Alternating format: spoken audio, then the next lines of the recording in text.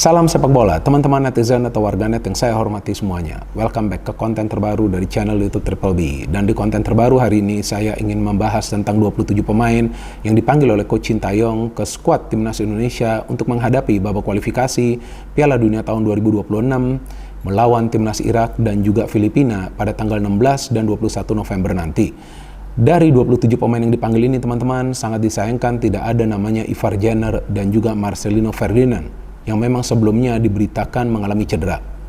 Saya berharap salah satu atau dua pemain ini bisa pulih pada waktunya, tapi ternyata mereka belum fit. Jadi dengan absennya dua pemain ini, maka kreativitas permainan dari Timnas Indonesia kemungkinan akan jauh menurun teman-teman. Memang di pertandingan sebelumnya lawan Brunei, Timnas Indonesia bisa berpesta gol, tapi itu kan lawannya Brunei, salah satu tim lemah di kawasan ASEAN.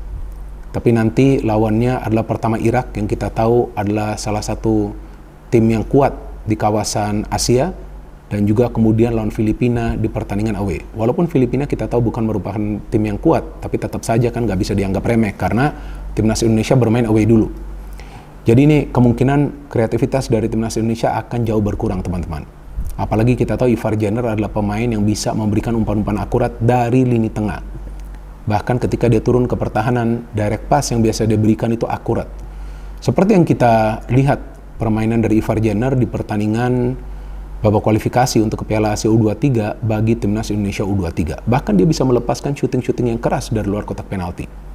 Kemudian absennya Marcelino, ini juga akan mengurangi daya dobrak dari Timnas Indonesia ketika mereka coba untuk membangun serangan dari lini tengah. Jadi, yang saya menjelaskan ini adalah kreativitas permainan yang kemungkinan akan berkurang dari lini tengah, bukan dari sayap. Kalau dari sektor sayap, masih ada banyak pemain yang bisa bermain di sana, dan juga yang dipanggil oleh Coach Sintayong. Jadi dari daftar 27 pemain yang dipanggil ini, ada banyak pemain yang bisa bermain di sektor sayap. Jadi, kalau soal kreativitas permainan, yang akan berkurang nih kemungkinan dari tengah. Karena ya gak ada pemain dari tengah yang bisa bermain seperti Ivar Jenner atau juga Marcelino. Ada Maklok, ada Rahmat Irianto, ada Ricky Kambuaya, tapi mereka beda tipe permainannya.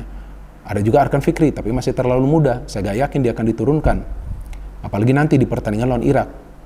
Jadi artinya nanti kemungkinan permainan dari Timnas Indonesia akan terfokus dari sektor sayap. Nah seandainya Marcelino itu fit, ya, nah tentu dia akan bisa melakukan pergerakan penetrasi ke ruang pertahanan tim lawan, dan itu akan sangat bermanfaat. Belum lagi Marcelino punya insting yang tinggi dalam urusan mencetak gol. Tapi yang menarik, Coach Sintayong tidak memanggil Stefano Lillipali. Nah, saya tidak mengenal Stefano Lillipali. Saya belum pernah berkomunikasi dengan Stefano Lillipali. Dan saya sama sekali tidak mengenal orang-orang yang dekat dengan Stefano Lillipali. Tapi saya penasaran, kenapa Coach Sintayong tidak memanggil Stefano Lillipali? Oke lah, kita semua paham bahwa Coach Sintayong punya hak penuh dalam urusan memanggil pemain, dan tentu dia akan memanggil pemain sesuai dengan taktik permainan yang akan nanti dia terapkan. Tapi pada saat Timnas Indonesia kehilangan dua pemain yang kreatif, sebetulnya gak ada salahnya juga untuk memanggil Stefano Lillipali. Toh ketika dia bermain di pertandingan terakhir bagi Timnas Indonesia di FIFA Matchday, pertandingan persahabatan lawan Turkmenistan, ketika dia dimainkan permainannya bagus, dia bisa meningkatkan kreativitas permainan dari Timnas Indonesia. Nah ini yang membuat saya bingung. Ya mungkin juga Coach Sintayong punya rencana lainnya, sehingga dia tidak ingin memanggil Stefano Lillipali.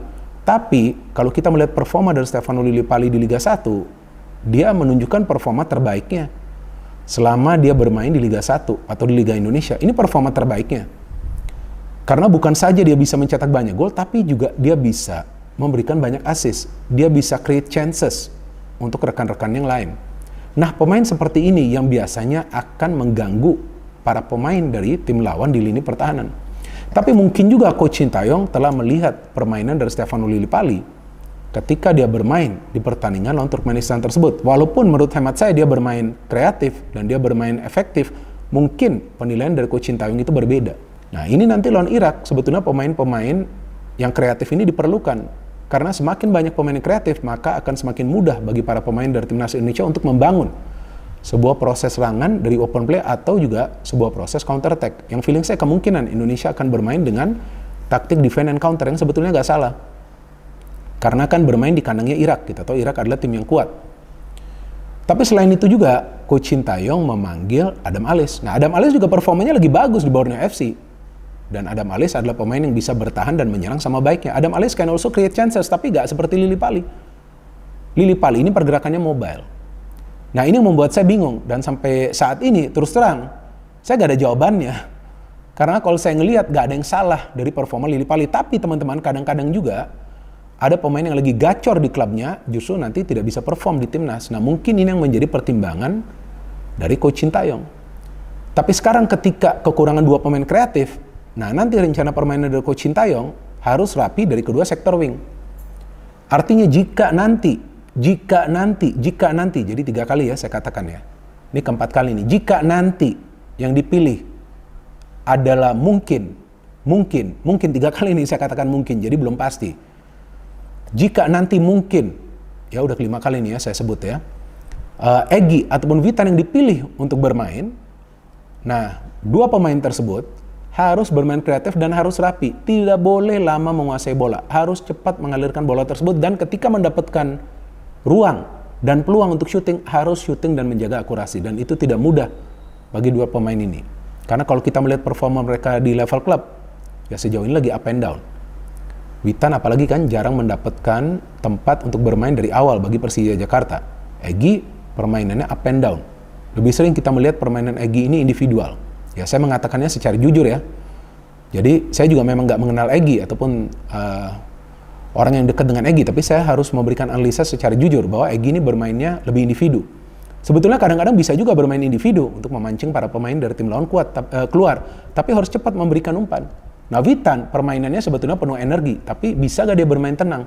Kadang-kadang dia juga mendapatkan peluang, tapi dia sulit untuk bisa melakukan finishing. Nah ada pemain lainnya, Sadil Ramdhani. Nah saya suka nih Sadil, karena Sadil ini permainannya ngeyel, dan dia fighter. Nah saya pikir Sadil bisa menjadi opsi yang baik bagi Coach Sintayong, tapi ya kita kan gak tahu apa yang ada di benak Coach Sintayong dengan 27 pemain ini yang dia panggil. Karena saya melihat stok strikernya ini banyak teman-teman, ada 5 loh stok strikernya. Artinya ya bisa juga nanti Coach Sintayong ingin agar striker yang bermain ini lebih banyak lagi. Mungkin akan pakai formasi 4-3-3, bisa juga, walaupun nanti strateginya adalah defend and counter. Tapi bisa juga memainkan 3 penyerang di depan. Kan ada Dimas Derajat, ada Dendi Sulistiawan, ada Rafael Struijk, ada juga Hoki Caraka. Ya siapa satu lagi tuh, saya lupa karena banyak banget nih pemainnya. Hoki Caraka, Ramadan Sananta, ya kan ini 5 pemain lo di depan.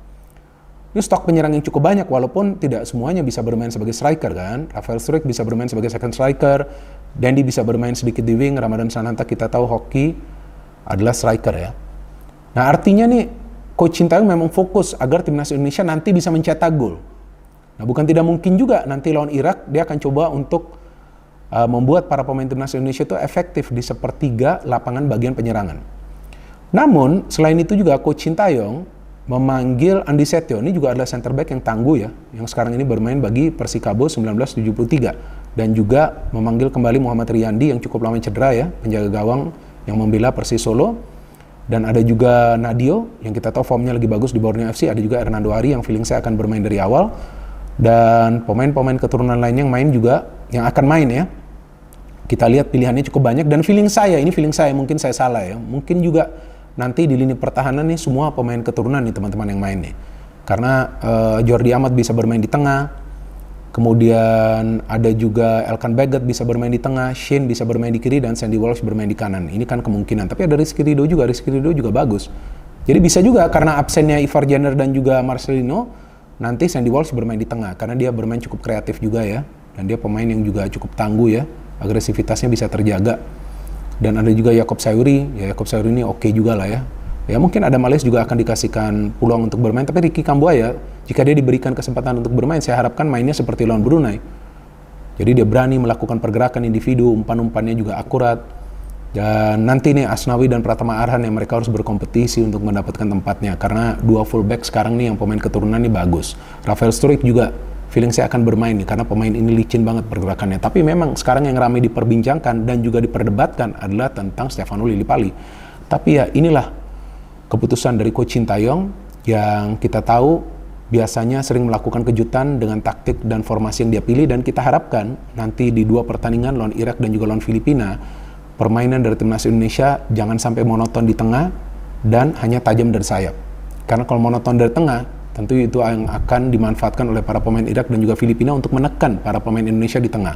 Dan ketika para pemain Indonesia mendapatkan tekanan yang intens di tengah, yang dikhawatirkan pemain-pemain yang bermain di depan ikut ke tengah. Jika pemain-pemain yang bermain di depan, bermain di lini serang, bermain ke tengah, maka nanti akan sulit untuk bisa membangun transisi positif yang cepat karena takutnya nanti supportnya kurang di depan.